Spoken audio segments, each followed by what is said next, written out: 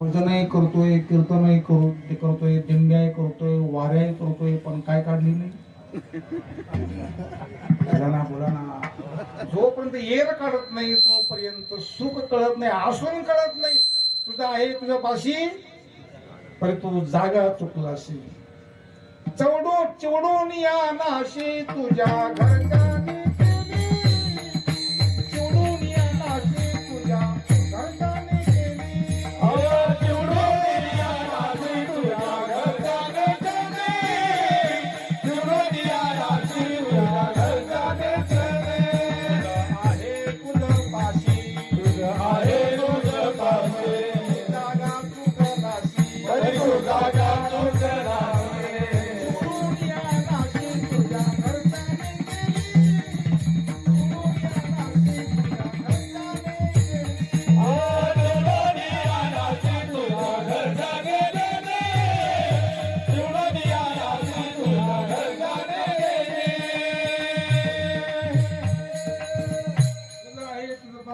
ठरवलं.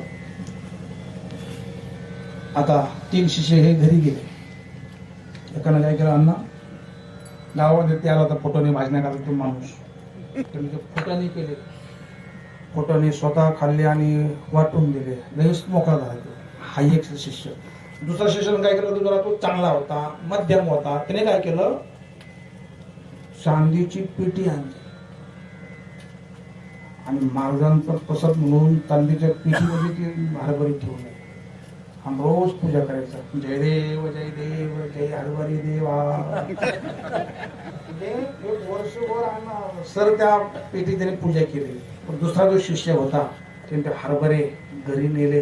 पाऊस पडलेला होता, जमीन निर्मळ होती. बैल बोलवले, पेरून दिले महाराज ते हरभरे. महाराजांचा प्रसाद म्हणून 1 किलोचे 100 क्विंटल हरभरे झाले. आणि पुढच्या वर्षी ट्रॅक्टर केला आणि गुरुकडे नेला. मला तुम्ही खरं सांगा, तिघांपैकी चांगला शिष्य लायकीचा कोणता? पोटाने करून खाणारा, का पूजा करून ठेवणारा की पेरणारा? ज्याने पूजा केली तो शिष्य कमी जो रोज पूजा करतो, देवाऱ्यात ठेवतो, चांदीची पेटीत हरभरे ठेवले, रोज पूजा करतो, मग हा बरा की तो बरा? हरभरा हरभरा हाच बरा आहे जो वाढीनं काम करतो, तो जरा वाढवलं महाराज.